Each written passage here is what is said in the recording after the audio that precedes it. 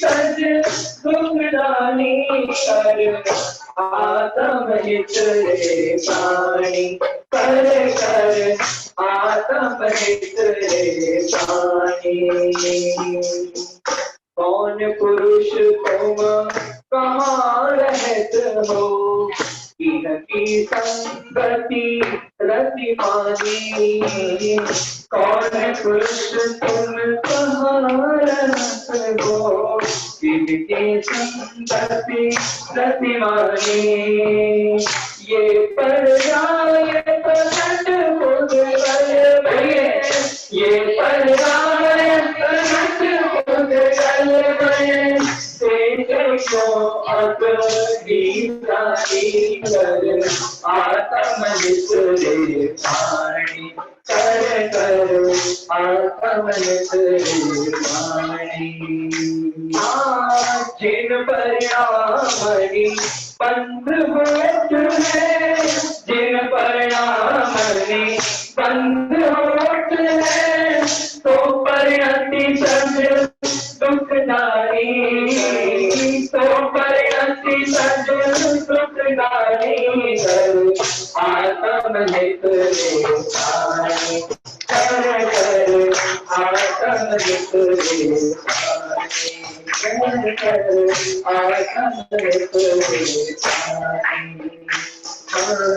चेतन ज्योति जगत जानी, अनुपम सोचे विसरानी। चेतन ज्योति झलक तुझमानी, अनुपम सोचे विसरानी। जाकी पट कर लगत आन नहीं, जाकी पट कर लगन आन नहीं।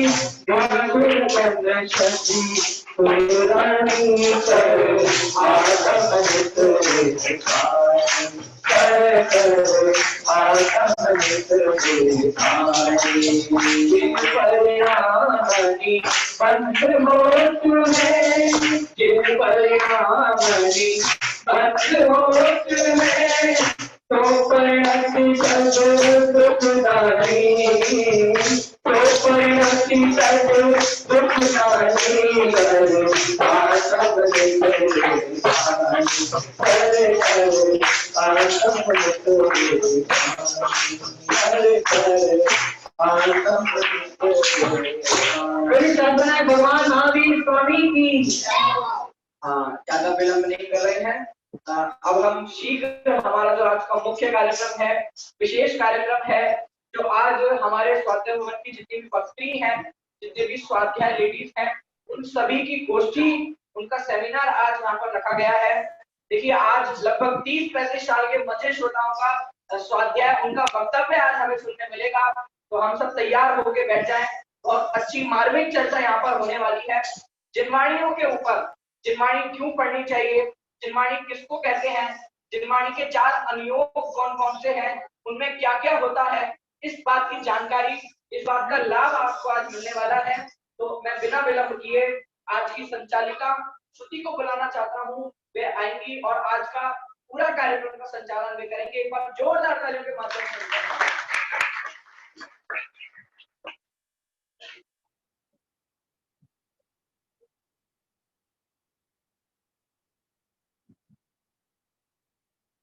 बोलिए दशलक्ष्मी महापर्व की। देखिए आज की गोष्ठी जो है वो कोई आम गोष्ठी नहीं है। आज गोष्ठी में बहुत विशेष बात है कि जितने भी हमारी महिलाएं हैं, जिन्हें सभी घर में तो पूरे टाइम सुनते हैं, लेकिन आज वो यहाँ माइक पर आकर सब बोलेंगी, तो उन लोगों की गोष्ठी है। तो मैं गोष्ठी को सबसे पहले प्रारंभ करने के लिए हमारे अध्यक्ष महोदय के पद के लिए आदरणीय बाला आंटी जी से निवेदन करने के लिए आए और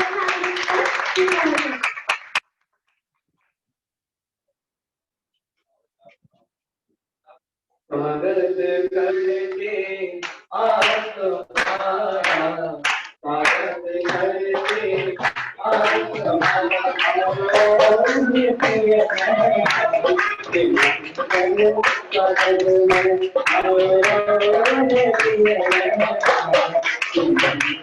आप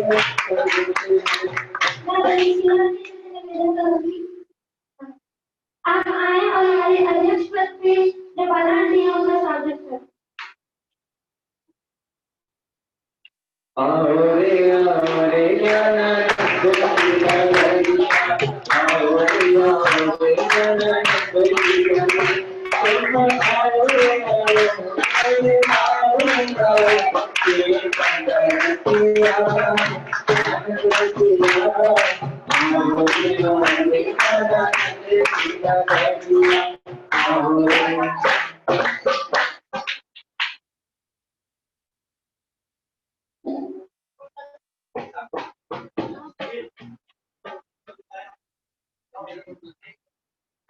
देखिए अध्यक्ष का मतलब क्या होता है?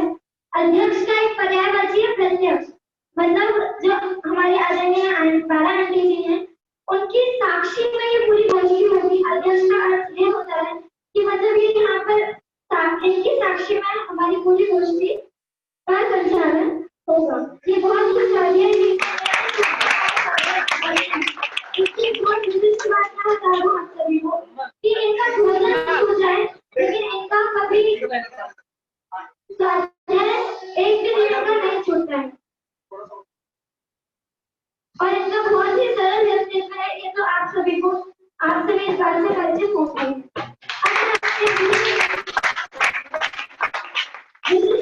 विशिष्ट वक्ता के लिए आदरणीय सबके प्यारी चाची जी को यहाँ पर आमंत्रित करना चाहूंगी और चाची का आमंत्रण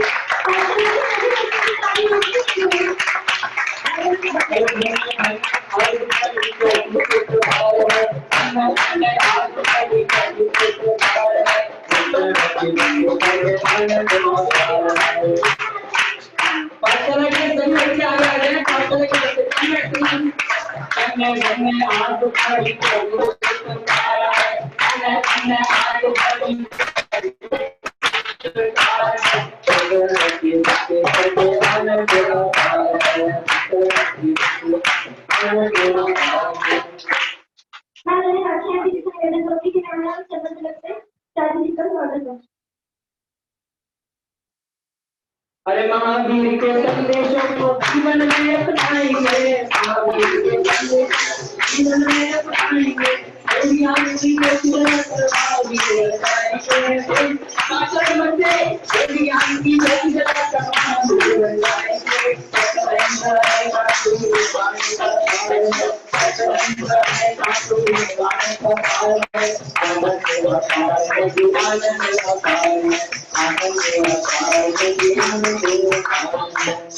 देखिए चाची का स्वागत हुआ, आप लोगों में ताली में बहुत कमी थी।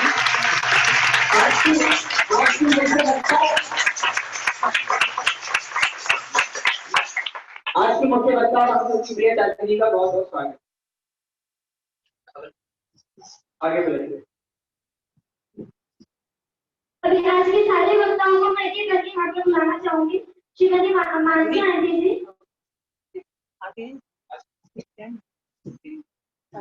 ये भी शादी में बहुत नियमित रूप से यहाँ पर आनी है और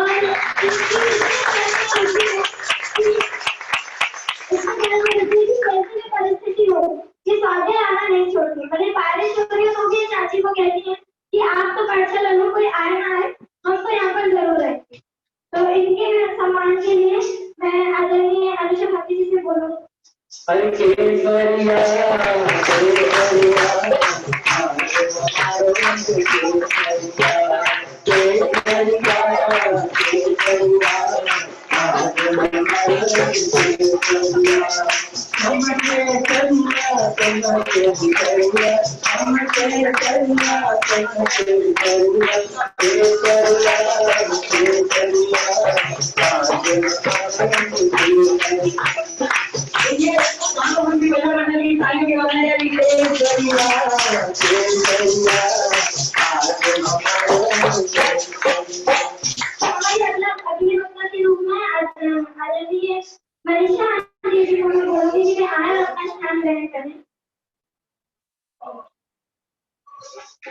ये घर में अटल गाने का मंदिर मांगे स्वामी का तुम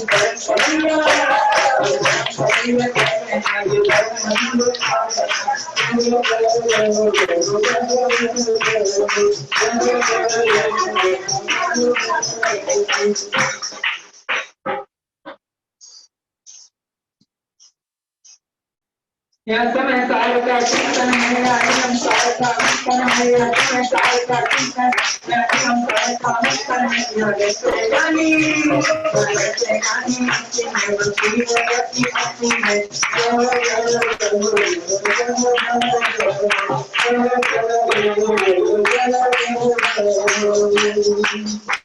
श्रीमती रंजू आंटी जी आप ही आए और अपना स्थान ले रहे हैं। देखिए सभी जितने भी यहाँ पर हमारे आज की कक्षा है, सबकी कोई ना कोई खासियत है, सभी लोग समय समय पर अपना योगदान देते रहते हैं। बीमारियों में और बच्चों की जो पाठशाला चलती है, सब में साथ साथ अपना सहयोग अवश्य हमें देते हैं, तो इसलिए आप तालियां बिल्कुल ही बंद नहीं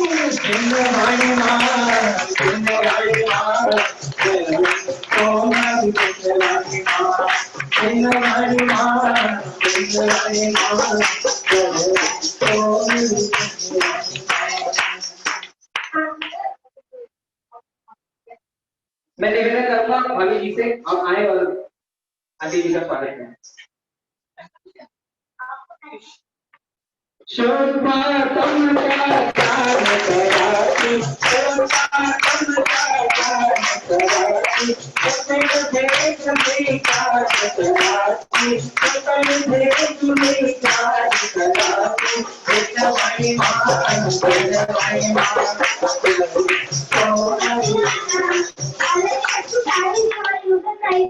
उनका बोलने की देर भी आया और बस आ गया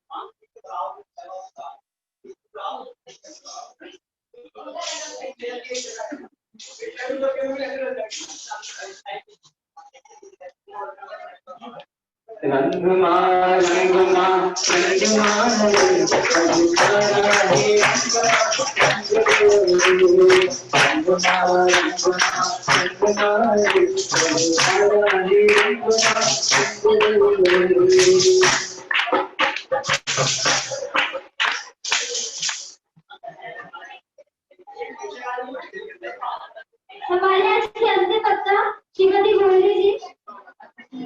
हाँ, हमारी जो आज की संचालिका महोदय है, इनकी माता श्री एक बार जोरदार तालियों के माध्यम से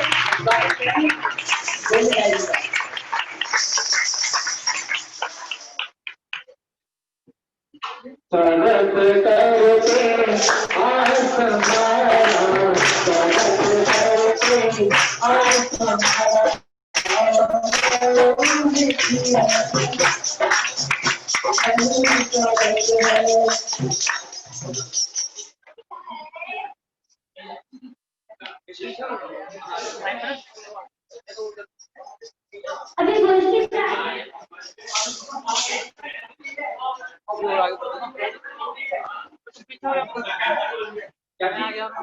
हाँ, हम लोग बस पहनना ही जरूरी, आप लोगों का सम्मान किया पीछे से निर्देश है।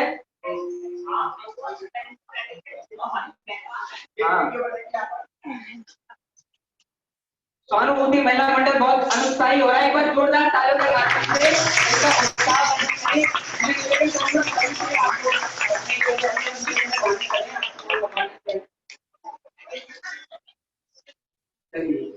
अभी गोष्ठी होने से पहले कुछ बच्चे एक मिनट में यहाँ पर महाआरती सुबह की पूजन में याद करके एक पूरे एक दिन में याद करा है, तो मैं उन लोगों को आगे आमंत्रित करने के लिए हमारी सेवा को कहती हूँ कि वे उनको बुलाएं। जी, हमारे यहाँ रोज सुबह पाठशाला के बच्चे सब मिलकर पूजन का कार्यक्रम संचालित करते हैं, आयोजित करते हैं, और इस पूजन के कार्यक्रम के अंतर्गत श्री जिन आगम प्रचार समिति न्यूज कानपुर के द्वारा एक छोटा सा प्रतियोगिता स्वरूप एक कार्यक्रम आयोजित किया गया था जिसका नाम था महाअर्घ, जिसमें आपको महाअर्घ पूरा कंटेस्ट करके यहाँ सुनाना था। तो बहुत सारे बच्चों ने पार्टिसिपेट किया। अब ये होता है कि छोटे छोटे बच्चे हैं, शुद्ध नहीं पढ़ पाते, लेकिन जिन बच्चों ने शुद्ध पढ़ा, पूरा सुनाया, मैं उन लोगों के नाम आपके सामने लेना चाहता हूँ। एक बार जोरदार तालियों के माध्यम से उनका स्वागत करेंगे।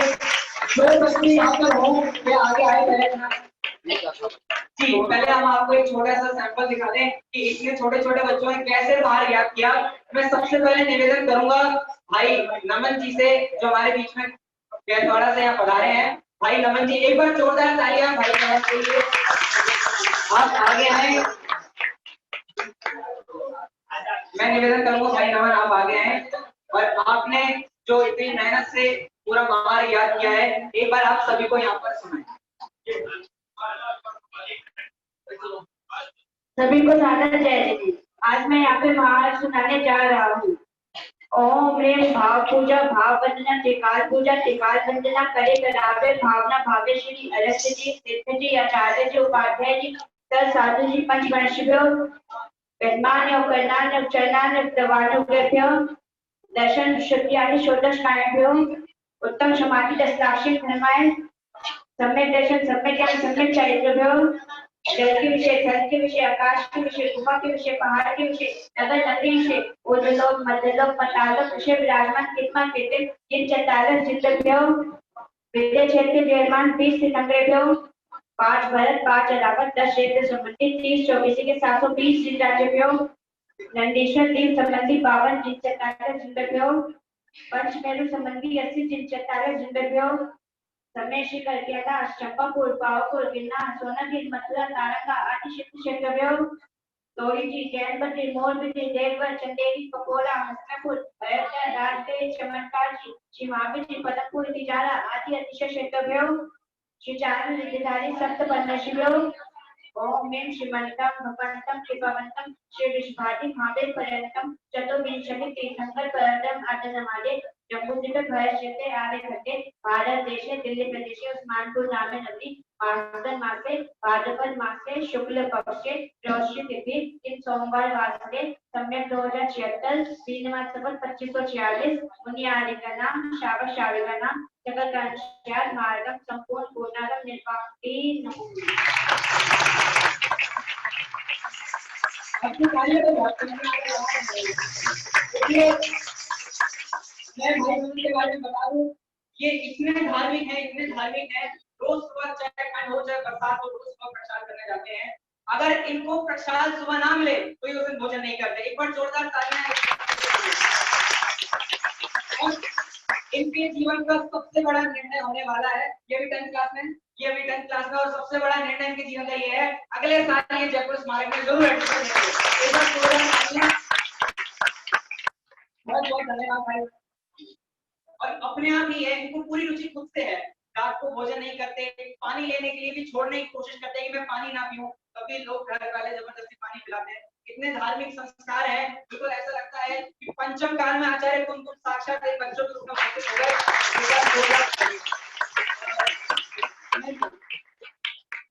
हाँ, अब मैं निवेदन करूंगा इस पूरी प्रतियोगिता के सबसे छोटे प्रतिभागी भाई प्रत्यक्ष आए और उन्होंने भी महाराज याद किया था।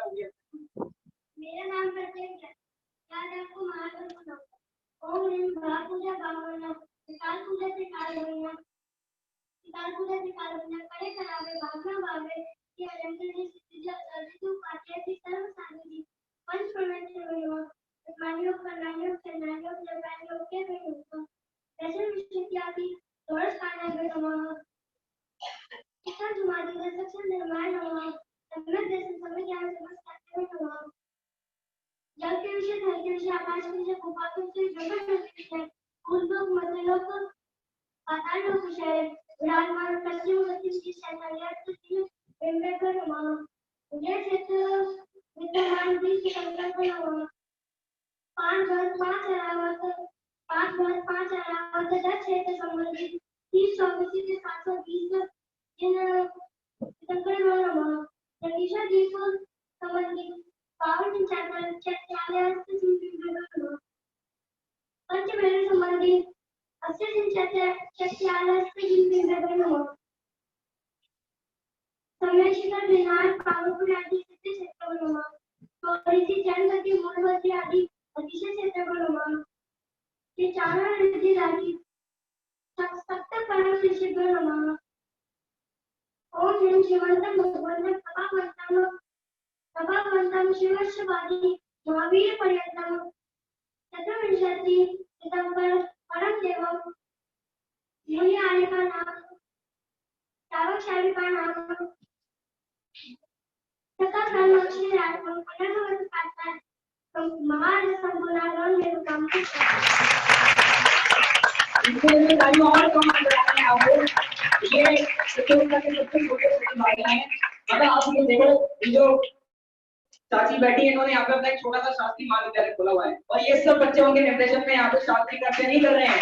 एक बार जोरदार तालियां हमारे बच्चों के लिए। सबसे छोटे प्रतिभागी और पूरा इन्होंने सुनाया। वो क्या है कि भीड़ के सामने भी थोड़ा होता है छोटा सा, तो सिर्फ 2 दिन में पूरा मार्ग बच्चों ने याद किया। पर संडे को ही कार्यक्रम की होगी और ये और जितने भी प्रतिभागी हैं सबका नाम लेना चाहूंगा। भाई प्रत्येक जिन्होंने अभी आपके सामने सुनाया, आर्जव जैन, एक बार अपने स्थान पर सभी खड़े हो जाएं। आर्जव जैन, उपदेश जैन, अक्षर जैन, रौनक जैन, आशी जैन, नमन जैन, अनंत जैन, भव्य जैन। अच्छा, ये बच्चे सब हमारे साथ यूट्यूब पे जुड़े हुए हैं। अच्छा, सुपर। चलिए, आपका भी हम परोक्ष रूप से बहुत बहुत धन्यवाद ज्ञापित करते हैं। वीर जैन और अयंत जैन, इन लोगों ने सभी ने यहाँ सुनाया। और भाई नमन के लिए भी एक बार जोरदार तालियां। सारे बच्चों के लिए एक बार जोरदार तालियां।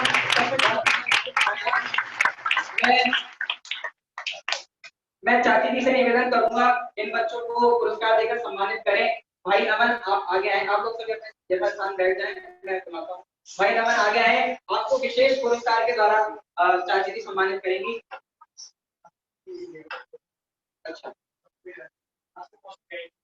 हाँ, सारे बच्चे एक बार आगे आ जाएं। ये आप सबके पास आपके पर्टिकुलर आपकी पर्सन आपके पास पहुंच जाएगी, लेकिन अभी आप सभी यहाँ पर आकर एक बार पुरस्कार पे हाथ लगाएं। सारे बच्चे जिन्होंने भी सुनाया मार्ग, सब लोग आगे आके पुरस्कार को यहाँ से प्राप्त करें।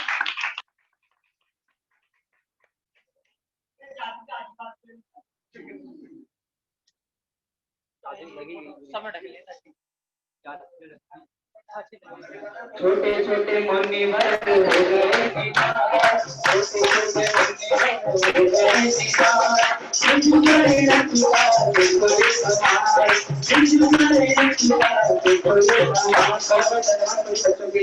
और यहाँ से आज का हमारा विशेष कार्यक्रम महिला विद्वत संगोष्ठी यहाँ से प्रारंभ हो।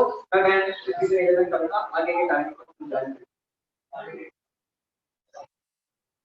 एक बार पहले तो तुझे कार्य बैठे हुए कागज से कार्य बनाने वाली भाषा में दिमागी माता हूँ। जाओ।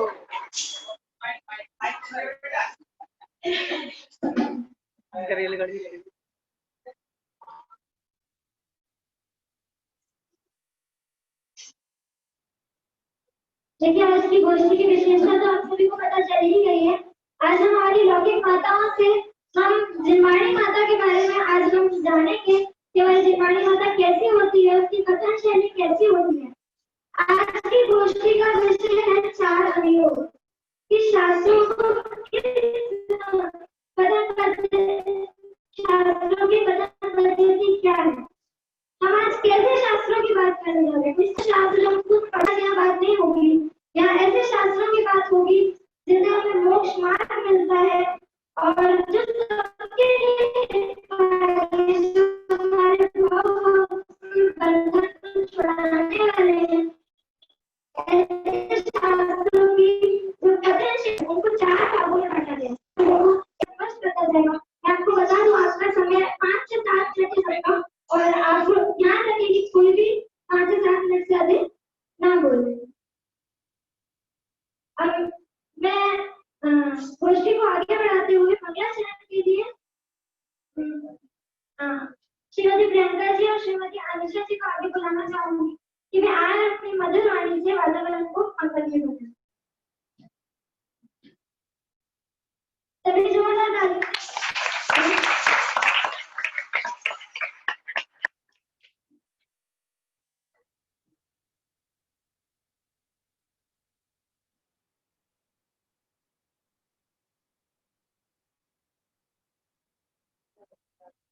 देखिए प्रथम कार्यक्रम में अगर आप लोगों में उत्साह नहीं होगा तो और किसी में उत्साह नहीं आ पाएगा। तो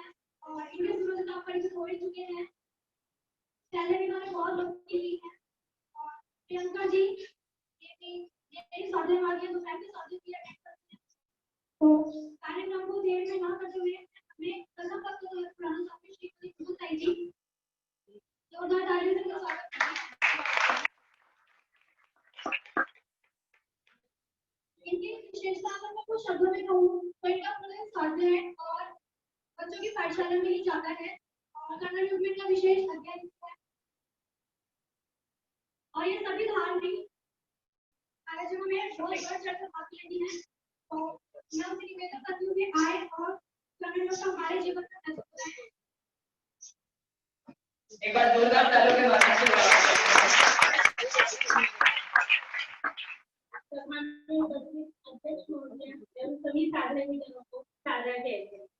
आज जो मेरा विषय है कि कर्णानियों का महत्व। आगम में 4 प्रकार के योग करे गए हैं। वर्तमानी योग, परिणामी योग, परिणामी योग और द्रव्यानी योग। आज परिणामी योग को अप्रयोजन भूत जानकर अधिकांश जन अध्ययन नहीं करते तथा द्रव्यानी योग, परिणामी योग और वर्तमानी योग का प्रयोजन भूत समझकर उसका से अध्ययन करते हैं। शास्त्रों का ज्ञान करने के लिए दो प्रकार की विद्या है, एक अक्षर विद्या है और दूसरी अंक विद्या है। भाषा व्याकरण के द्वारा अक्षर का ज्ञान होता है तथा गणित शास्त्र के द्वारा अंक विद्या का ज्ञान होता है। दोनों प्रकार की विद्या का ज्ञान होने पर ही शास्त्रों का अभ्यास सुगम होता है। तत्वों का विशेष स्वरूप अलौकिक गणित के द्वारा ही अच्छी तरह से समझ में आता है। द्रव्यों का छोटापना, बड़ापना, गुणों की मंदता, दीनता, तीव्रता और काल का परिमाण आदि का निरूपण अलौकिक गणित के द्वारा ही जाना जाता है। तीर, समुद्रों, पर्वतों की संख्या, व्यास, परिधि, अमरनाथी, जनतावासी, लोकती, व्यमानिक, नारकीय जीवों के श्रेणीबद्ध स्थानों के नाम आदि का प्रणालियों के द्वारा ही जाना जाता है।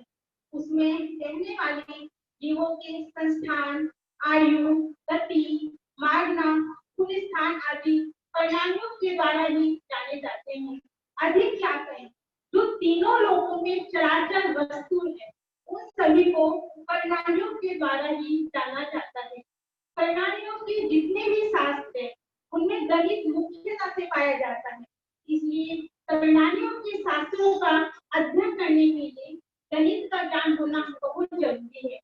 आचार्य नेमिचंद सिद्धांत चक्रवर्ती ने त्रिलोक सार में तीनों लोकों का वर्णन करने से पहले अलौकिक गणित के 4 अध्यायों का वर्णन किया है।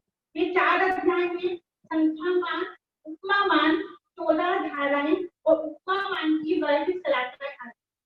गणित विद्या का ज्ञान हुए बिना प्रणालियों के शास्त्रों का वास्तविक भाव समझ में नहीं आता तथा भाव समझे बिना ज्ञान निर्मल नहीं होता और ज्ञान निर्मल हुए बिना सम्यक दर्शन नहीं होता। इसलिए प्रणालियों का भी आगम में उतना ही महत्व है जितना अन्य अनुयोगों का। चारों अनुयोगों का तात्पर्य एकमात्र ही रास्ता है। इस प्रकार एक हाथ के 4 पाए होते हैं। हाथ तो सभी समझते हैं ना, पहले 4 पाए होती है। इस प्रकार एक हाथ के 4 पाए होते हैं जिस पर एक हाथ टिकी हुई हो। हाथ का एक भी पाया यदि कमजोर हो तो उस पर सोने वाला सुख की नींद नहीं सो सकता। उसी प्रकार चारों अनुयोगों का महत्व समझना चाहिए। यह नहीं समझना चाहिए कि प्रणालियों को पढ़ने से क्या फायदा है, इसमें तो बहुत दिमाग लगाना पड़ता है। प्रणालियों को पढ़ो, किसी से कल्याण होना होगा तो हो जाएगा। प्रणालियों का अभ्यास इसलिए भी बहुत आवश्यक है कि इससे अति चंचल मन एकाग्र होता है और जब मन एकाग्र होता है तो कषायों में मंदता आती है और कषायों में मंदता आती है तो सुख का अनुभव होता है जो परंपरा से मोक्ष का कारण होता है।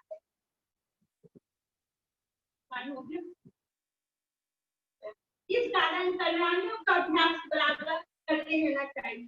प्रणालियों के द्वारा ही हम जानते हैं कि 14 गुणस्थान होते हैं, 14 मार्गनाएं होती हैं, 14 जीव समास होते हैं, कर्मों की 8 प्रकृति होती है, उनकी उत्तर प्रकृति 148 होती है, 20 प्रमुखाएं होती है, 84 लाख योनियां होती है, 7 पर्याप्त और 7 अपर्याप्त जीव होते हैं, ऐसे 7 जीव समूह होते हैं। 28 जीव तक मनुष्य जा सकता है और 28 जीव तक के मनुष्य ही मोक्ष जा सकता है। सिद्ध शिला भी 43 लाख मीटर की होती है और 28 जीव भी 43 लाख मीटर का होता है। ये सब हमें प्रणालियों के द्वारा ही पता चलता है। जम्मू भी 1 लाख मीटर का होता है। नरक का बिल जो यानी पहला सीमांतक बिल होता है वो 1 लाख मीटर का बिल, अवधि स्थान का बिल होता है वो भी 1 लाख मीटर का होता है और सुमेरु पर्वत भी 1 लाख मीटर का होता है। ये सब हमें प्रणालियों के द्वारा ही पता चलता है। अधिक क्या कहें, प्रणालियों की चर्चा करते समय पता ही नहीं चलता कि टाइम कैसे भागता है। इसलिए प्रणालियों का भी बहुत महत्व और इसका अभ्यास निरंतर करते रहना चाहिए। आज प्रणालियों से हमें पता चलता है कि मनुष्यों की संख्या कितनी है। आगम में मनुष्यों की संख्या 29 अंक प्रमाण बताई गई है। मध्य योग में कितने चंद्र और कितने सूर्य हैं, जम्बूद्वीप में कितने चंद्र और सूर्य हैं और तारे हैं, यह हमें प्रणालियों से ही पता चलता है। जम्बूद्वीप में यानी मध्य योग में कितने चंद्र सूर्य स्थिर है और कितने गमन करते हैं, ये सब हमें प्रणालियों के द्वारा ही पता चलता है। जब हम प्रणालियों का अभ्यास करते हैं तो विशेष उल्लास आता है और नया नया जानने की इच्छा होती है। प्रणालियों के अभ्यास से ही हमें ये पता चलता है कि मई और जून में गर्मी अधिक क्यों होती है और दिसंबर और जनवरी में सर्दी क्यों होती है, क्योंकि इनका ज्ञान भी हमें प्रणालियों के द्वारा ही पता चलता है। तिलोपनति ग्रंथ नाम का एक ग्रंथ है, उसमें बताया गया है कि सोना भी कैसे बनता है, ये भी कर्णानियोग में बताया गया है। इसलिए अधिक क्या करें, आप स्वयं कर्णानियोग का अभ्यास करेंगे तो आपको पता चलेगा कि चारों अनुयोगों ही उपयोगी है। ऐसा नहीं है कि द्रव्यानुयोग को पढ़ना जरूरी है, कर्णानियोग को पढ़ना जरूरी नहीं है। सभी जय जय। बहुत सुंदर हमारी ताई जी ने हमें कर्णानियोग का महत्व बताया। हम कर्णानियोग में कौन कौन से विषय उसमें गर्भित होते हैं और हम जिनका अध्ययन करते हैं। वैसे तो क्रम से हमें चलना था, तो पहले प्रथमानुयोग का प्रथमम खंडम शरणम द्रव्यम आता है, तो पहले प्रथमानुयोग का विषय हमें जानना था। लेकिन ताई जी का गला सूख रहा था, वो 10 लाक्षणी कर रहे हैं, पूरे 10 दिन का उपवास कर रहे हैं, तो इसीलिए भी आप सभी एक बार उनके लिए जोरदार तालियां दें, उनका स्वागत है। अब अगले वक्ता के लिए मैं आदरणीय मानसी आंटी जी से निवेदन करूंगी कि वे आए और हमें बताएं कि प्रथमानुयोग का हमारे जीवन में क्या महत्व है, प्रथमानुयोग को पढ़कर हमारे जीवन में क्या सुधार आ सकते हैं, वे हमें ये सब बताएं।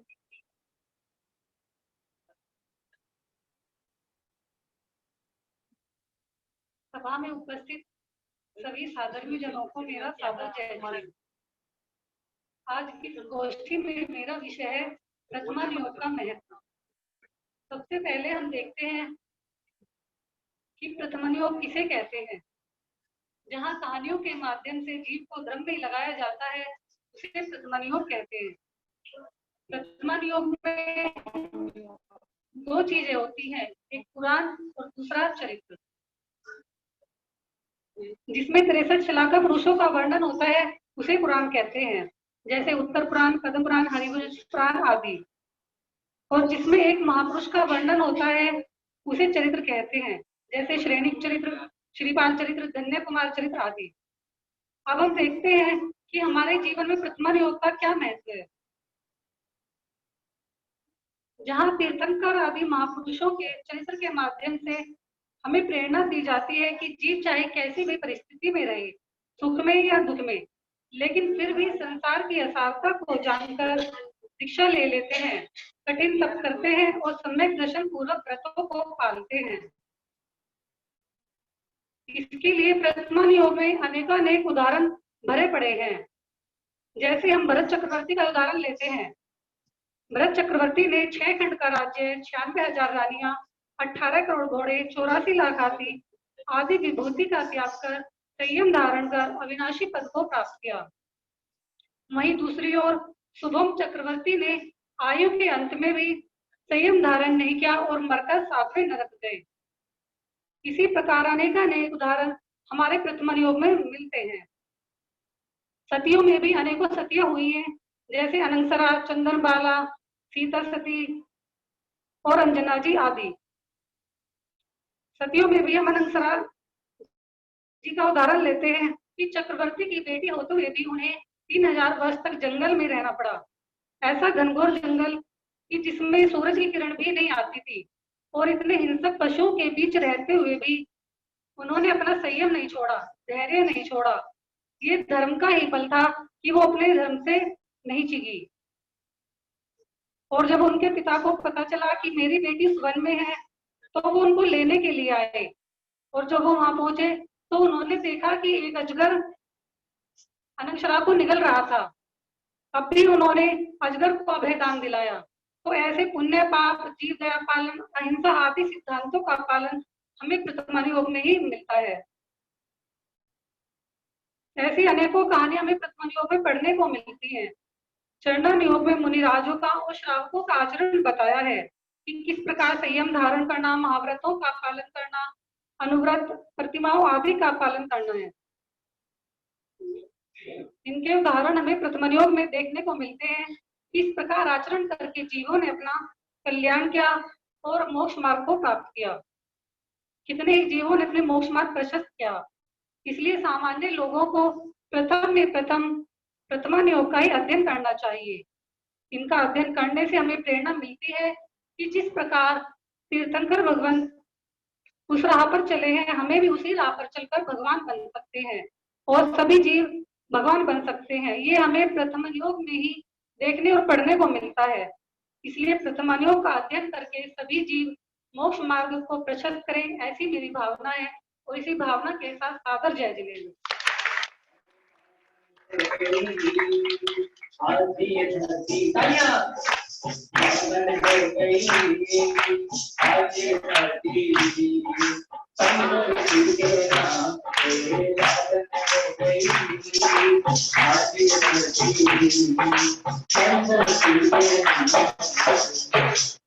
जी, एक बार जोरदार तालियां मानसी जी के लिए, जिन्होंने हमें बताया कि प्रथम योग में क्या क्या होता है। प्रथम योग में बच्चों की कहानियां होती हैं, अंत में हर कहानी के अंत में वीतरागता उत्पन्न होती है। इसी तरह से उन्होंने प्रथम योग का हमारे जीवन में क्या महत्व है वो बताया। अब मैं कार्य में विलंब न करते हुए श्रीमती मनीषा जी से अनुरोध करती हूँ, मैं आए और चरण योग का महत्व इस विषय पर अपना प्रकाश डालें। श्रीमती मनीषा।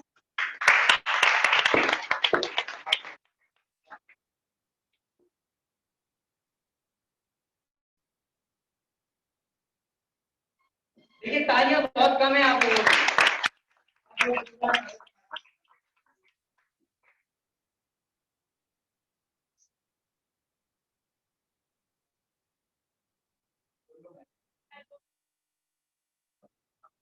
हेलो, सभा में उपस्थित अध्यक्ष महोदय और सभी साधर्मी जनों को मेरा सादर जय जिनेंद्र। मेरा विषय है चरणानुयोग दिया गया है। वैसे तो जीवन में चारों अनुयोग ही महत्वपूर्ण है, पर जो मुझे विषय दिया गया है मुझे उसी पर ही बोलना है। जैसा कि चारित्रम खलु धम्मो, चारित्र सम्यक दर्शन की नींव है। घर बनाया गया पर उसकी नींव नहीं सही से रखी गई तो वो घर बनाना बेकार है। जानना सभी कार्यकारी है, उसका परिणाम हमारे जीवन में हो। जैसे कि हमने जाना कि हाथ में सांप है, छोड़ने में कितनी देर लगेगी, पर यहाँ हम 40-50 साल से सुनते आ रहे हैं कि मैं जीव हूँ, शरीर अजीव है। पर आश्रम राग है, वीतरागता उपादेय है, संयम आदि मोक्ष के उपाय हैं। लेकिन पढ़ते सुनाते रहे परंतु अंदर अभी जरा सा नहीं आया। जरा सा बुखार हुआ तो मुझे आया। मेरा रंग गोरा है, मेरा काला है, आनंद आता है। साम्य भाव व्रत चारित्र से डर लगता है, मोह बराबर बना हुआ है। इस प्रकार बिल्कुल ऐसा हुआ कि जंगल में आग लगी है और एक व्यक्ति जो आंखों वाला हो लेकिन लंगड़ा हो तो स्वयं को बचा नहीं सकता। उसी प्रकार छायोच्चुम ज्ञान क्षण में नष्ट हो जाएगा, पर्याय छूट जाएगी। हम चारित्र बिना ये बाजी हार जाएंगे। चारित्र ही धर्म है, चारित्र से ही कर्म नष्ट होते हैं। अतः हमें सम्यक दर्शन ज्ञान चारित्र और अपने कदम बढ़ाने चाहिए। जैसे चारित्र में पहले चारित्र स्वयं जीवन में पल जाता था, पर अब हमारे जीवन में चारित्र नहीं है तो हमें एक किसी साधर्मी जन को भी छना हुआ पानी पिलाने में पसीने छूट जाते हैं और हम अपने बच्चों को भी संस्कार नहीं दे पाते क्योंकि हम खुद ही नहीं कर पाते, चारित्र को नहीं पाल पाते। पानी छानना, रात्रि भोजन नहीं करना, तो हम अपने बच्चों को भी मना कर देते हैं कि रात्रि भोजन मत छोड़ो। यहाँ पर बच्चे पाठशाला में आते हैं, उन्हें बताया जाता है रात्रि भोजन नहीं करो, तो हम उन्हें मना कर देते हैं क्योंकि हम नहीं बना पाते उनके लिए भोजन। तो यह चारित्र हमारे जीवन में बहुत कमजोर होता जा रहा है, जिससे हमारे जीवन में बहुत कमजोरी आती जा रही है। इसलिए हमें चारित्र को पालना चाहिए। इससे सम्यक दर्शन ज्ञान चारित्र की वृद्धि होती है और बहुत इस धर्म मार्ग में हम आगे बढ़ते हैं। और बस यही कहना चाहूंगी। सादर जय जी। बहुत बहुत धन्यवाद आदरणीय मनीषा आंटी जी का। उन्होंने हमें चरण योग का महत्व हमें सभी को बताया। देखिए आप लोग तालियों में बिल्कुल कमी ना करें, क्योंकि ये लोग पूरे दिन बिजी रहते हैं। ये लोग जितना भी सब सोच के आए हैं, मैं गारंटी से कह रही हूँ, लोग रसोई में खड़े खड़े सोच रहे होंगे, बर्तन मांजते मांजते सोच रहे होंगे कि आज हमें क्या बोलना है। तो कोई बहुत आसान काम नहीं है सबके लिए बोलना। तो एक बार फिर से आप सभी तालियों से बजाकर उत्साहवर्धन करें। आदरणीय मनीषा आंटी जी का व्यक्तित्व इतना सरल है, इतना सरल है, आप सभी से बात करेंगे तभी समझ में आ जाएगा। हमने बहुत सोच समझ के ये सब विषय हम लोगों को दिए। हम करना नहीं और सोच रहे थे तो ताई के अलावा कोई नाम हमारे दिमाग में आया ही नहीं। द्रव्यानुयोग सोचा तो बस मम्मी बोल सकती है द्रव्यानुयोग पे, और चाची तो नहीं हमारी सर्वगुण संपन्न, तो चाची को हमने सारे विषय दे दिए।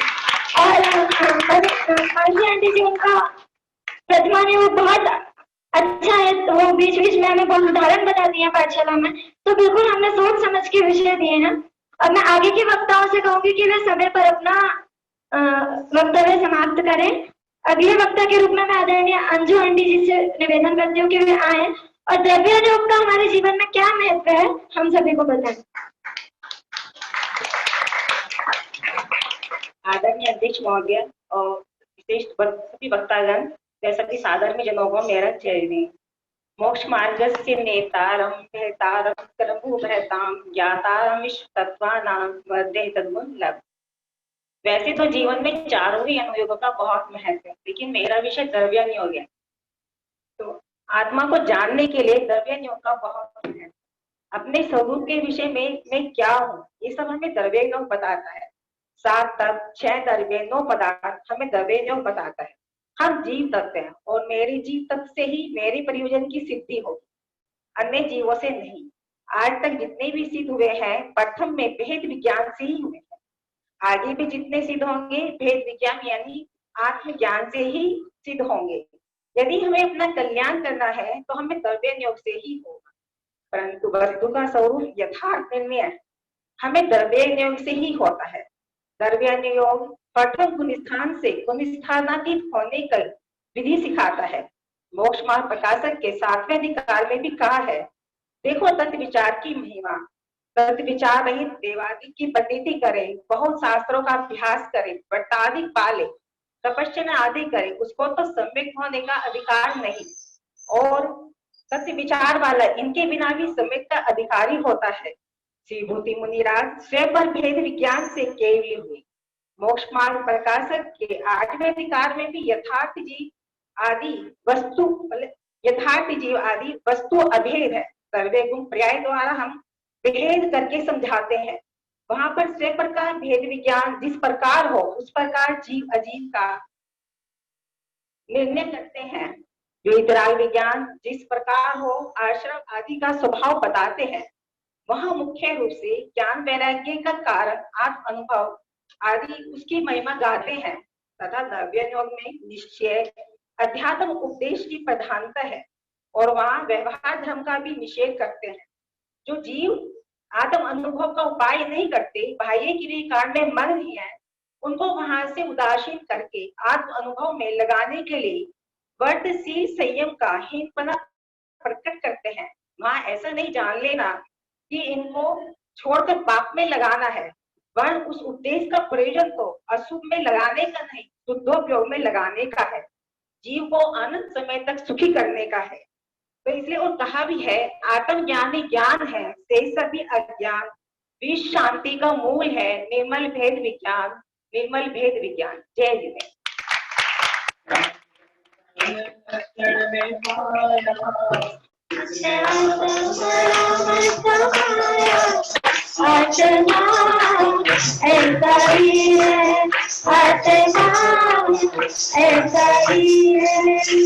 बहुत धन्यवाद अंजू आंटी जी का, आपने हमें द्रव्यानुयोग का महत्व बताया।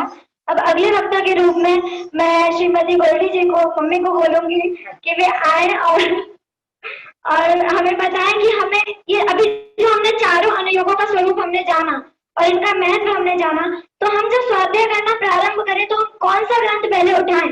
हम द्रव्यानुयोग पहले पढ़ें, कर्णानुयोग पहले पढ़ें, कौन से ग्रंथ से हम पढ़ना शुरू करें, वे आप हमें समझाएं।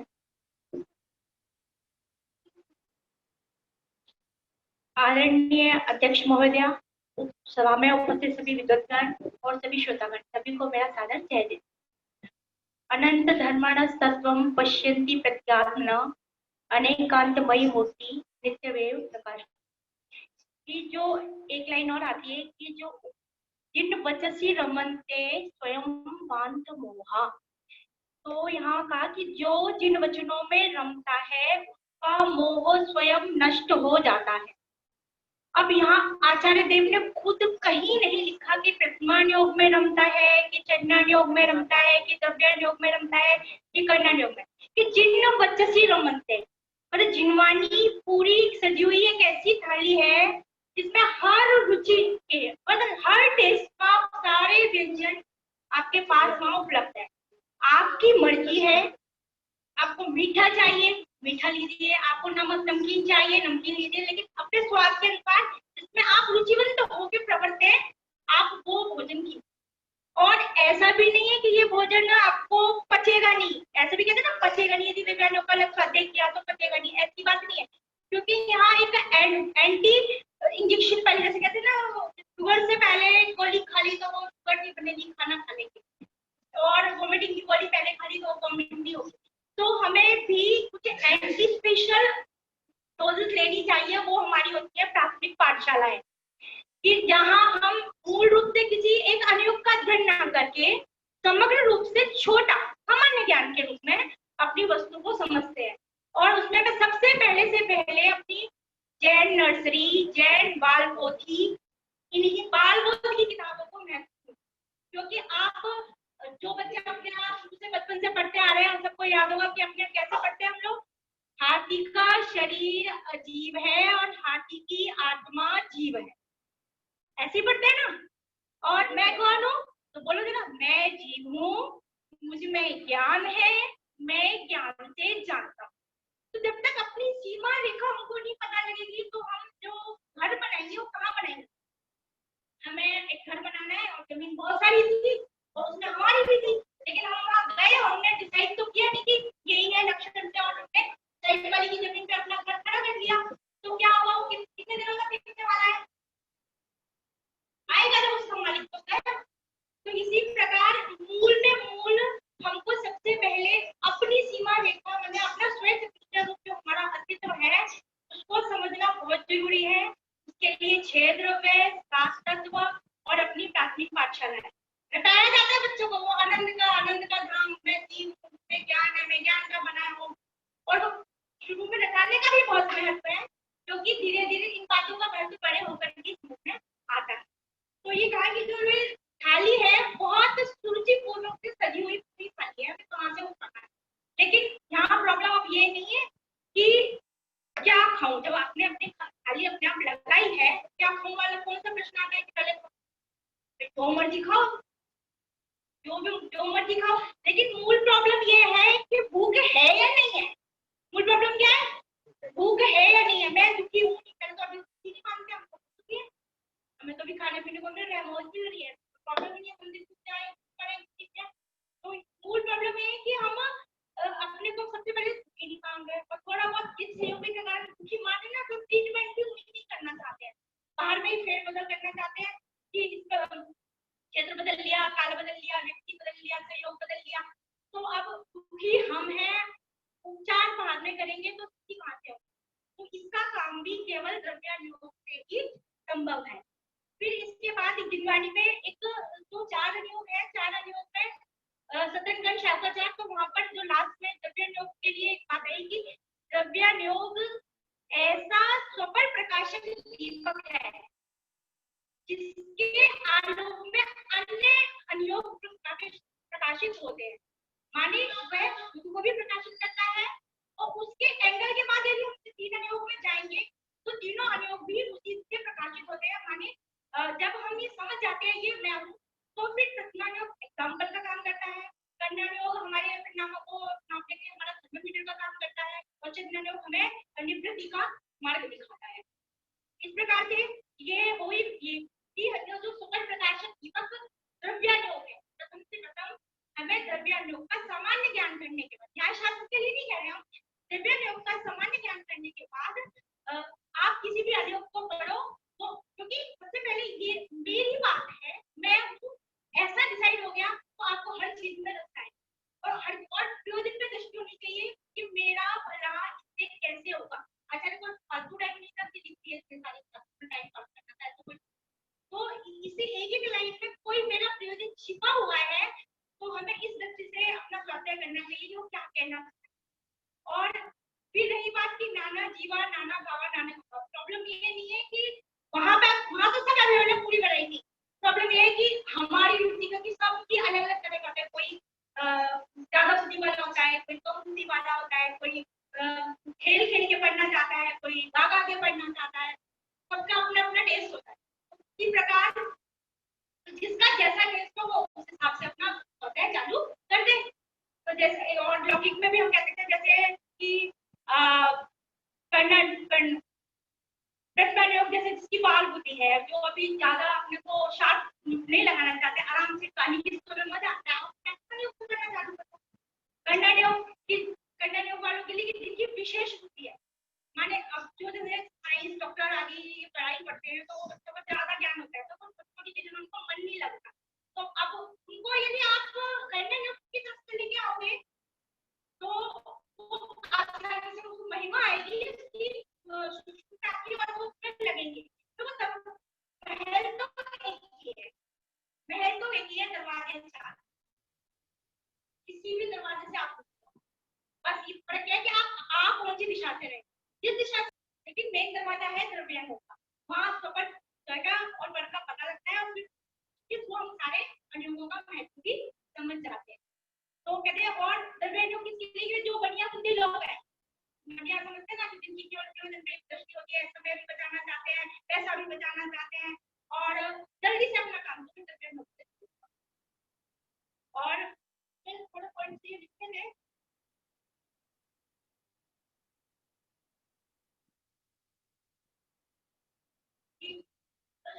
जो बाल बुद्धि वाले हैं, मेरा अपना मतलब है, ऐसे किसी के लिए हाइलाइट पास नहीं है। बाल बुद्धि वाले हैं, साहित्यिक बुद्धि वाले हैं, अलंकार आदि का ज्ञान और ये टाइम हो गया। ये की बुद्धि वाले हैं तो पढ़ना क्यों आप जाओ। अच्छा ठीक है। बाल बुद्धि फिर जो कर्ता बुद्धि वाले माने जिनको अपने मैं बहुत कुछ कर सकता हूँ ऐसा जिनको रहता है और मेहनती है, कर्मठ है तो उनको चंडा लोग की तरफ से जाएंगे तो बहुत आराम से करने में बुद्धि लगी रहेगी और माल तो हंड्रेड में मिलने वाला है। और जो सामान्य बुद्धि वाले हैं हम जैसे और वाले हैं और हमें वैसे थोड़े आलसी कहते हैं, अब तक नहीं उसको प्रवेश कीजिए फिर काम हो जाएगा। और इसी प्रकार जो विशेष बुद्धि वाले हैं, गुनिया है, साइंटिस्ट, डॉक्टर, आर्टिस्ट, सभी पीएचडी वाले कह सकते हैं। उनको मैं अपने जो भी फ्रेंडों वाले पीएचडी वाले करने लोग प्रवेश करें, उनको बहुत महिमा आती है। मेरी टीचर है तो वो साइंस में पढ़ा हुआ है तो कोई चीज की महिमा आती है वो बहुत अच्छी तरह उसको समझती है। फिर उसके बाद भाई कोई साइंटिस्ट है तो क्या वो काम नहीं कर सकता है ना। तो आर्टिस्ट है और ड्राइंग वाला है, क्या कभी मूर्ति बनाने का मन नहीं कर सकता है। तो फिर आप कहीं भी जाओ कोई रोक टोक तो है नहीं भाई, अपना मूल प्रयोजन जिससे सद रहा है, हमारी विशेष रुचि जिसमें उधर बोर हो गए तो आप टेस्ट कर लो, यहाँ पूरी वैरायटी उपलब्ध है। और एक बस चाहिए क्या चाहिए, ईमानदारी की मुझे की होना है। यदि ईमानदारी हमारे अंदर बढ़ रही है और हम वास्तव में अपने को सुखी करना चाहते हैं तो जिनवानी की एक लाइन कहीं से भी पढ़े कैसे भी पढ़े वो हमारे लिए कार्यकारी होगी। लेकिन मैं द्रव्यार्णव को फिर भी मुखी करके चलूंगी क्योंकि जब तक मैं अपना निर्णय नहीं होगा हम इलाज किसका करेंगे। मामला से तो जैसे अल्फाबेट देना तो आई से कौन सी किताब पढ़े तो भैया पहले आई तो सीखो। तो ये जो हमारी नर्सरी पाठशाला है, बालकों की पाठशाला है, वो अल्फाबेट का ज्ञान कराने वाली है। वही अल्फाबेट का ज्ञान सभी को जरूर से जरूर होना चाहिए। जय जय। मीठे रस से भरी जिन गाने लागे मन आत्मा की बात करने प्यारी लागे।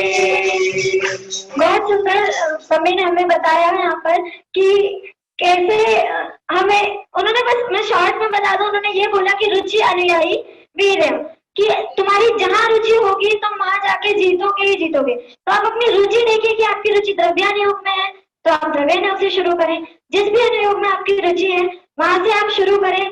सारी जिनवाणी वीतरागता की ही पोषक है, हमें वीतरागता ही अंत में जाकर ग्रहण करनी है। आदरणीय ताई जी के एक बार जोरदार तालियां। आज की गोष्ठी की सर्वश्रेष्ठ वक्ती आदरणीय ताई जी, एक बहुत बहुत धन्यवाद, बहुत बहुत आभार। अब मैं अगले वक्ता के लिए मैं बहन सुधि को बुलाना चाहूंगी। उनकी सुबह से हटेगी चाची को तो मैं ही आमंत्रित करूंगी, तो तुम मत बोलेगा। मैं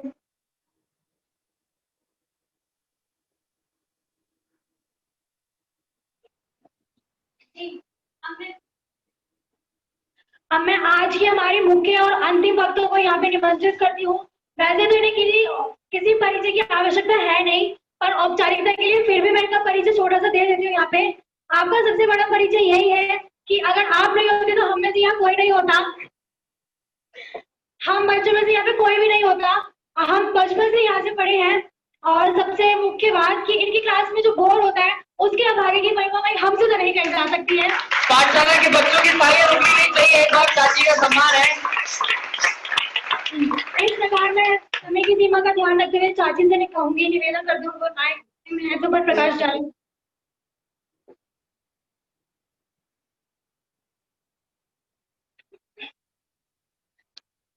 आदरणीय अध्यक्ष महोदय जी और सभा में उपस्थित सभी विद्वानगण, सभी शास्त्रीगण, सभी बहनें, छोटे बड़े सभी को मेरा जय जय। मेरा विषय है चारों अनुयोगों का महत्व। तो ये ऐसा हो गया कि वो सबने अपना अपना विषय प्रस्तुत करा। बड़े भाई साहब एक बात कहते हैं ना, जिसकी शादी होती है उसी के गीत गाए जाते हैं। तो सबने जिसको जो विषय दिया गया था सबने अपने अपने विषय में बहुत अच्छे से प्रस्तुत किया है सबने। तो अब विषय यहाँ पर चल रहा था अनुयोग, चार अनुयोग। वास्तव में अनुयोग माने क्या होता है? अनुयोग का शाब्दिक अर्थ होता है अधिकार। आपने सुना कभी किसी संयम जी आपने पढ़ा होगा, जब हम द्वादश सांग का अध्ययन करते हैं ना, उसमें आता है कि इस अंग के अंदर क्या क्या वर्णन है। उसमें डिवाइडेशन होते हैं कि 20 प्रावृत, प्रावृत के अंदर अनुयोग, अनुयोग बहुत सारे होते हैं। हमने सिर्फ 4 अनुयोग पढ़े हैं। षट खंडागम जी ग्रंथ है, उसमें 8 अनुयोग द्वारों का वर्णन है। सत, संख्या, छेद, स्पर्शन, कालांतर, भावार्थ, ने पूरा षट खंडागम इन 8 अनुयोगों के माध्यम से लिखा गया है। तो अनुयोग माने कि हम इस विषय को इतने अधिकारों में डिवाइडेशन करेंगे, ठीक है ना। तो अनुयोग सिर्फ 4 ही नहीं होते हैं। आप जब अध्ययन करेंगे पूरे द्वादश सांग का तो वो बहुत सारे एक एक अधिकार के अंदर बहुत बहुत अनुयोगों का वर्णन आया है।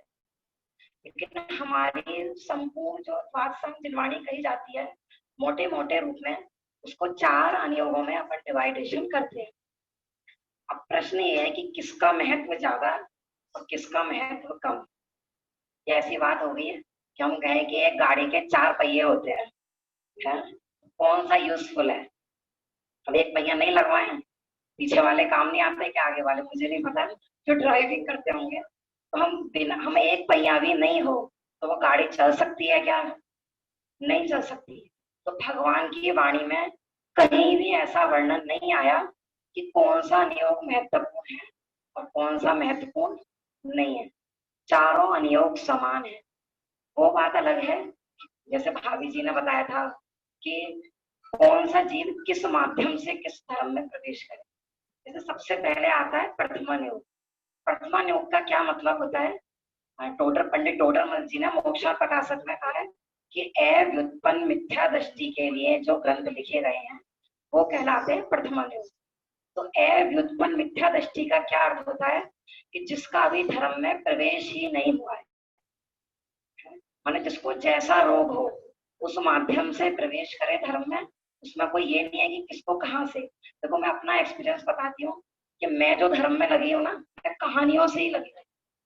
बचपन में मुझे कहानी पढ़ने का बहुत शौक था। भैया स्मारक में रहते थे तो वो मेरे लिए छोटी छोटी कहानियों की किताबें लाते थे, और वो कहानियों का मेरे जीवन में इतना प्रभाव पड़ा कि जो मैंने बचपन में नियम मैंने कहानी पढ़ पढ़ के लिए थे।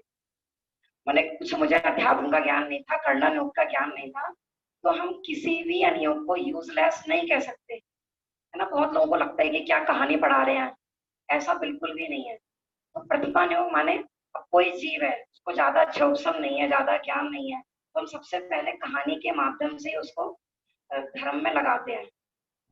फिर दूसरे नंबर पे आता है कर्ण नियोग। कर्ण नियोग का क्या अर्थ आता है? कर्ण माने होता है वैसे परिणाम, और कर्ण माने गणित सूत्र भी होता है, माने ज्यादा क्षोभसम वाले जो जीव हो।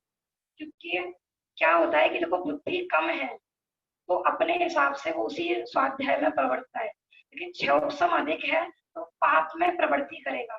तो विशेष उपक्षोभसम वाले जीव को कर्ण नियोग का अध्ययन बताया जाता है। दूसरा जिनागम में ऐसा भी आता है कि सामान्य से विशेष बलवान होता है। जब हमें किसी चीज का विशेष ज्ञान होता है तो उसके प्रति बहुत महिमा आती है। जैसे हम कहें अनछने पानी में जीव होते हैं, या हम कहें आलू में जीव होते हैं, तो हम जब चरना नियोग से पढ़ते हैं तो हमें समझ में नहीं आता है। फिर जब हम कर्णा नियोग से पढ़ते हैं कि आलू में जीव होते हैं तो कितने होते हैं, है ना, वो विषय आता है ना, इतने आवास, इतने अंडर, इतनी कुलबी। तो माने हमें विशेष ज्ञान होता है तो विशेष दृढ़ता आती है। हमने कॉमन बोल दिया कि एक बूंद अनछने पानी में असंख्यात जीव होते हैं, लेकिन वो असंख्यात कितना होता है जो हम कर्णा नियोग की दृष्टि से पढ़ते हैं तो ज्ञान विशेष निर्मल होता है, और ज्ञान निर्मल होता है तो त्याग आदि स्वयं हो जाते हैं। कर्णा नियोग से हमें सर्वज्ञ के ज्ञान की महिमा बहुत आती है, और लौकिक में जो अपन क्षोभसम ज्ञान पे रीझते हैं ना, वो रीझना बंद हो जाता है। और बहुत सारे प्रयोग हैं, लेकिन मैं थोड़ा थोड़ा ही बता रही हूँ। फिर तीसरे नंबर पे आता है प्रथमम कर्णम, फिर चरणम। चरणा नियोग में क्या बताया है?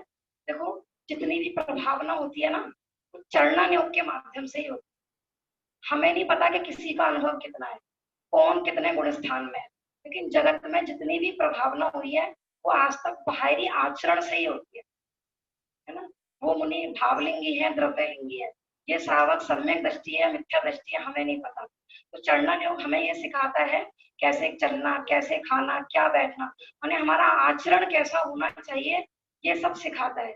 तो चरणा नियोग का भी अपना महत्व है। वैसे चौथे नंबर पे क्या आता है? द्रव्यानुयोग। वैसे इसमें कोई क्रम नहीं है, लेकिन एक सूत्र है, प्रथमम कर्णम चरणम द्रव्यम नमः। तो द्रव्यानुयोग, तो द्रव्यानुयोग को हम कहते हैं कि पूरे यहाँ पर 7 तत्व, 6 द्रव्य, है ना, आत्मा परमात्मा, स्वपर भेद विज्ञान की बात हो, उसको द्रव्यानुयोग कहते हैं। तो द्रव्यानुयोग में क्या आता है? जैसे भाभी जी ने बताया था कि मैं तो द्रव्यानुयोग को ही प्रीफर दूंगी, क्योंकि देखो तीनों नियमों का ज्ञान है, लेकिन यदि हमें आत्मा परमात्मा की खबर नहीं है, अपने स्वरूप का नहीं पता है, तो फिर वो माने हमारा चरणा नियोग, हमारा कर्णा नियोग, हमारा प्रथमा नियोग सब अकार्यकारी कहा जाता है। लेकिन द्रव्यानुयोग में भी समस्त विषय कोई कार्यकारी है ऐसा नहीं है, वहां पे सब द्रव्यों का वर्णन होता है, न्याय के शास्त्र भी आते हैं। लेकिन मूल इसलिए कहा जाता है कि मूल जो आगम का सार है वो वहीं पर है, माने उसमें मुख्य गुण की अपेक्षा है। लेकिन ऐसा नहीं है कि चारों नियोगों में आत्मा का वर्णन नहीं है, ऐसा कहीं पर भी नहीं है। क्योंकि आप प्रथमा नियोग का अध्ययन करोगे, माने ऐसा सोचो जैसे हम रामायण में से ना राम निकाल दें, है ना, तो क्या बचेगा? तो ऐसे चारों नियोगों में से यदि हम आत्मा राम निकालते हैं तो क्या बचेगा? प्रथमा नियोग उपन्यास कहलाएंगे, कर्णा नियोग ज्योग्राफी कहलाएगा, चरणा नियोग होम साइंस कहलाएगा। समझ में आ रहा है ना? तो चारों आप देखो, कोई सा भी ग्रंथ उठा के देख लेना, सबसे पहले सम्यक दर्शन भेद विज्ञान से ही प्रारंभ होता है। आप किसी भी अनियोग से प्रवेश कर सकते हैं, ऐसा कुछ नहीं है कि कौन सा अनियोग मुख्य है। मान जैसे मेरी 5 उंगलियां, मैं आपसे पूछूं कि कौन किसका महत्व है जीवन में, कि जो भी नहीं होगी अपंग कहलाओगे आप। तो चारों अनियोग का अपना जीवन में महत्व है, सभी ने अपने अपने विषय को बहुत अच्छे से प्रस्तुत करा। और मतलब मैं ये फील कर सकती हूँ कि गृहस्थी में रह के महिला कितनी मुश्किल से सब लोग नोट्स बना के आए, बहुत अच्छी बात है, क्योंकि टाइम मिलना बहुत मुश्किल होता है ना। अपन लोग बर्तन मांजते मांजते आते हो, डेली पाठशाला आती हो ना, बर्तन मांजते मांजते आते हो, जाते भी बर्तन मांजती हो, घर को भी बर्तन मांजते आते हो। सभी ने बोला ये जो अनियोगों की जो गोष्ठी रखी है, ये इसलिए है कि हम अपने आगम का महत्व समझें। ये झगड़ा ना करें कि ये तो कर्णा नियोग का स्वाध्याय करते हैं, ये तो प्रथमा नियोग का करते हैं, ये तो द्रव्य नियोग का करते हैं। वो बात अलग है कि आपको कैसी रुचि है। दूसरा, पंडित टोडरमल जी ने कहा है कि जहाँ जिसको जैसा रोग हो वैसा ग्रहण करो। अपने डॉक्टर साहब कहते हैं कि कोई निश्चयभाषी हो रहा हो तो भैया व्यवहार परक ग्रंथ पढ़ो, व्यवहाराभासी हो रहे हो तो निश्चयभाषी परक, है ना, निश्चय परक ग्रंथ पढ़ो। तो ऐसा कुछ नहीं है, आपको जिस माने आपको धर्म में प्रवेश करना है किसी भी अनियोग से कर सकते हैं, कोई छोटा बड़ा नहीं है, सब समान है। इसी बात से मैं अपनी बात को विराम देती हूँ।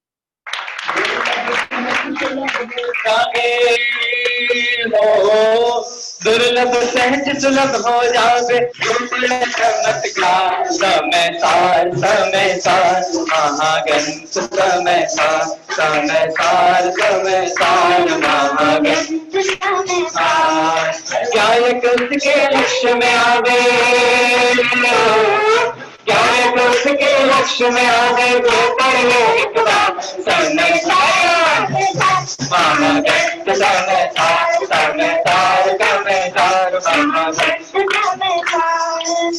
जोरदार एक बार चाची के लिए भी। उन्होंने हमें समझाया कि चारों नियमों की महत्वता हमें बताई। चाची आज की गोष्ठी की अंतिम वक्ता थी, उन्होंने चारों नियमों की महत्वता भी बताई और वो मुख्य वक्ता, विशिष्ट वक्ता के रूप में भी यहाँ पर विराजमान है। और अब मैं आदरणीय बाला आंटी जी से कहूंगी कि वे आज की गोष्ठी के लिए 2 शब्द कहें। आपको कैसा लगा या फिर कुछ भी आप कहना चाहें?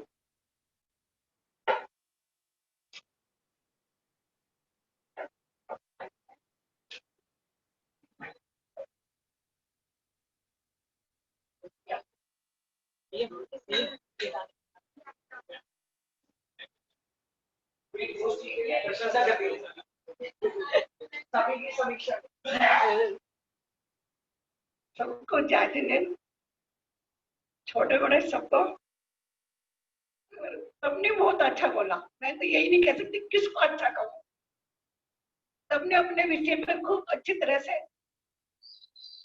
नूतन ने भी अच्छा बोला, ओल्डी ने तो बोलना ही है, प्रैक्टिकल बोला उन्होंने किसी ग्रंथ से नहीं बोला, प्रैक्टिकल बोला। तो हंस में जूझ है।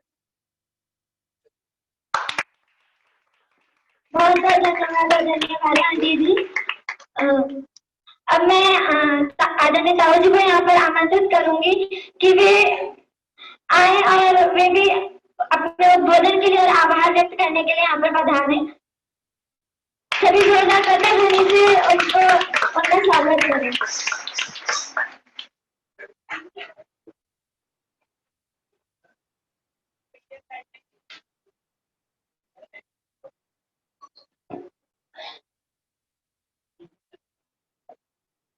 ओम नमः सिद्धेभ्य। आदरणीय सभापति महोदया और आज की गोष्ठी की सभी विदुषी बहनें और सभी साधर्मीजन, सबसे पहले तो मैं हृदय के अपने भाव व्यक्त करता हूँ कि आज की गोष्ठी इतनी उत्तम रही कि ये उस्मानपुर में हो रही है। यदि ये गोष्ठी किसी बड़े मंच पर होती या पंचकानक जैसे कोई बड़ा मंच होता तो वहां पर यही गोष्ठी बहुत अच्छी और बड़ी कहलाती। मुझे इतनी उम्मीद नहीं थी कि आप सब लोग इतने अच्छे से तैयारी करके आएंगे। और उससे भी पहले जिन जैसे संदेश, संयम, श्रुति, इन तीनों का भी मैं बहुत आभार इस बात के लिए देना चाहूंगा क्योंकि इनके दिमाग में ये बात आई कि महिलाओं की भी एक गोष्ठी हो सकती है और इन्होंने मेहनत की, विषयों का चुनाव किया और किस किस को कौन कौन से विषय देने हैं ये सब इन्होंने मेहनत की है।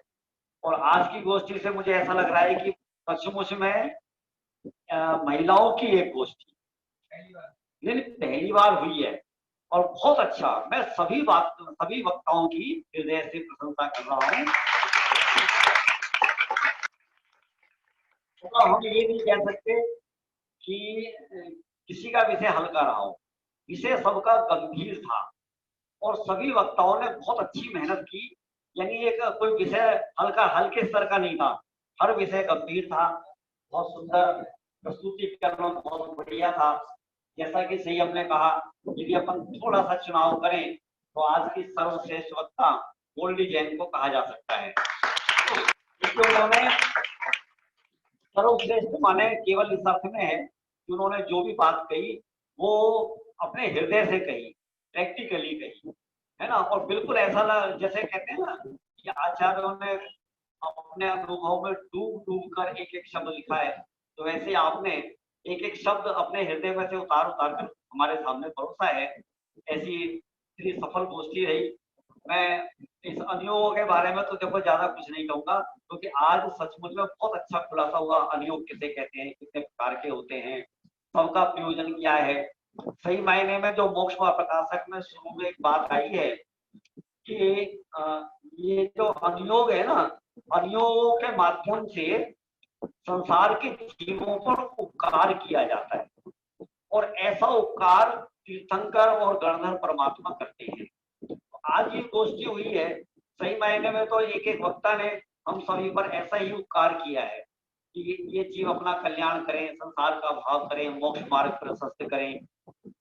इस प्रकार से ये गोष्ठी बहुत अच्छी रही।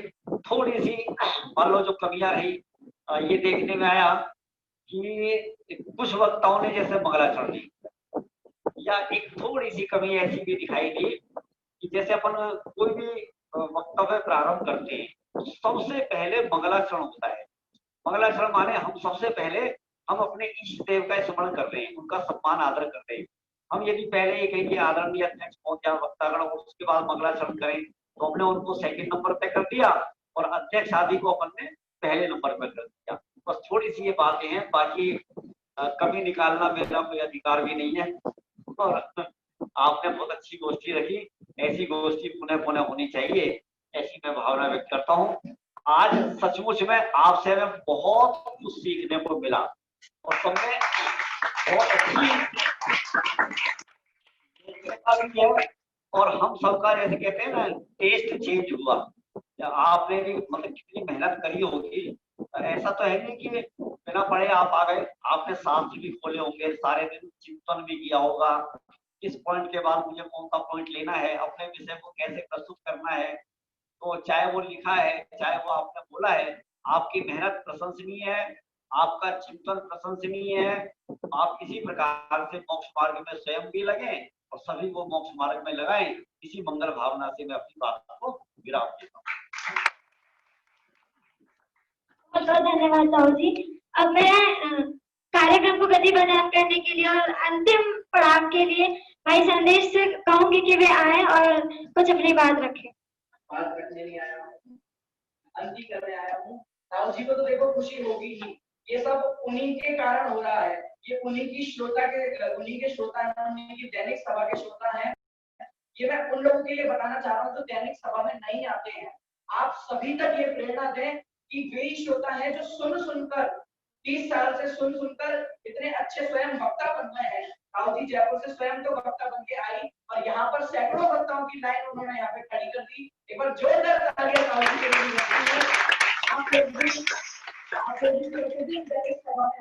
जिससे आपका भी अध्ययन, वक्तव्य शैली सब कुछ में निखार आएगा और स्वयं के लिए तो लाभकारी होगा ही। इसी प्रकार आज के कार्यक्रम की अंत करते हैं अध्यक्ष महोदय की आज्ञा से। आज के कार्यक्रम का अंत करते हैं। अंतिम एक सूचना, कल इसी तरह का हम एक विशेष कार्यक्रम रखने वाले हैं। उस्मानपुर स्वाध्याय भवन की मैं कहूँ पूरे देश में भक्ति प्रसिद्ध है। यहाँ के गाने वाले, यहाँ पे बजाने वाले, एक एक चीज सब कुछ पूरे विश्व में उस्मानपुर की भक्ति प्रसिद्ध है।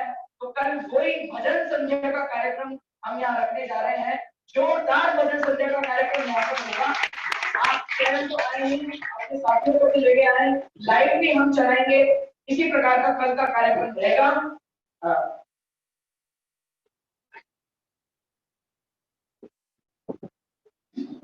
देखिए, कल के कार्यक्रम की सूचना देने के लिए मैं आपको विचारा हूँ।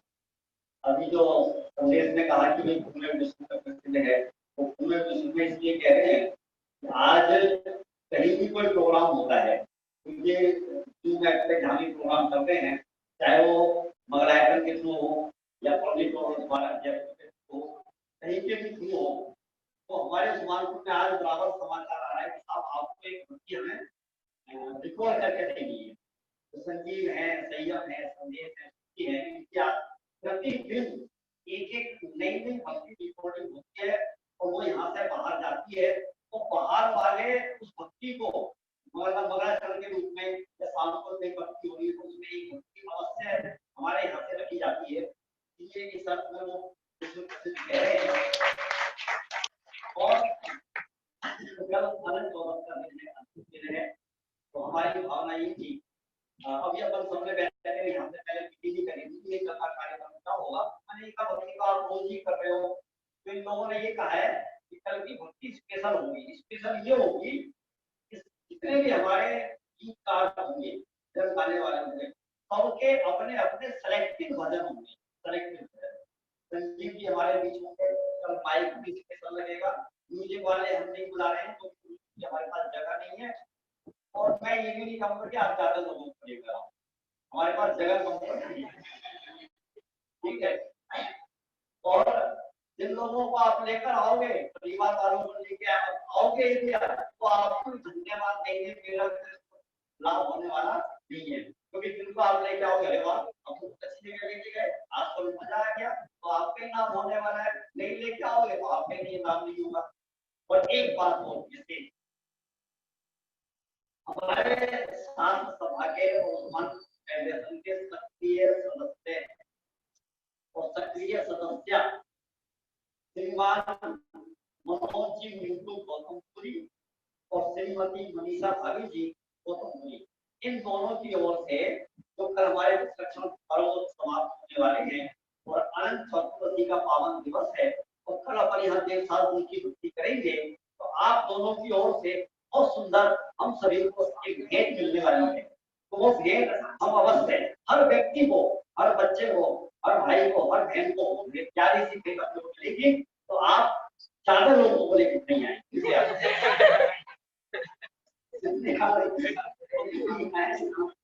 अब आप देख लीजिए कल का कार्यक्रम हमारा कैसा होगा। और आज की हमारी जो सभा के अध्यक्ष हैं, जो हमारे युवा सात्विक युवाओं के छोटे से निवेदन पे आपने करती थी और आज का जो गरिमामयी पर हमारे मान किया हमारे मित्रधारी, हम आपके बहुत आभारी हैं, सभी वक्ताओं के भी आभारी हैं। और हमारी जो आज की कुशल संचालिका श्रुति जैन और नवीन संचालिका स्तुति जैन, सचमुच में स्तुति जैन ने भी बहुत बढ़िया संचालन किया, उनका पहला प्रयास था। और इनको हमारे कई हुई है, श्रीमती अनुषा जैन गौतमपुरी, धर्मपत्नी सिद्धार्थ जैन और पुत्र वधु हमारे राजीव जी भाई साहब, प्रियंका जैन हमारे भी बैठी है। हाँ, आप भी बहुत अच्छा स्वाध्याय है, बहुत अच्छी होती है। प्रतिदिन दोपहर की स्वाध्याय में तो आपको मैं हमेशा देखता ही दिखता हूँ, 12 महीने आप अच्छी स्वाध्यायी है, है आपके द्वारा मंगलाचरण हुआ। जब मंगलाचरण ही ऐसे महापुरुष हुआ तो फिर गोष्ठी तो सफल होनी थी। इस प्रकार से आज की गोष्ठी बहुत एक और सूचना है, हमारी अध्यक्षा महोदय आज की गोष्ठी से बहुत प्रभावित हुई है। इस जिनवाणी की बात को सुन के, जिनवाणी के स्वरूप को सुन के, उन्होंने स्वास्थ्य भवन में जो बच्चे जिनवाणी को पढ़ते हैं उन्हीं के लिए जिनवाणी प्रदान करने के लिए 1100 रुपए की राशि उन्होंने प्रदान की है।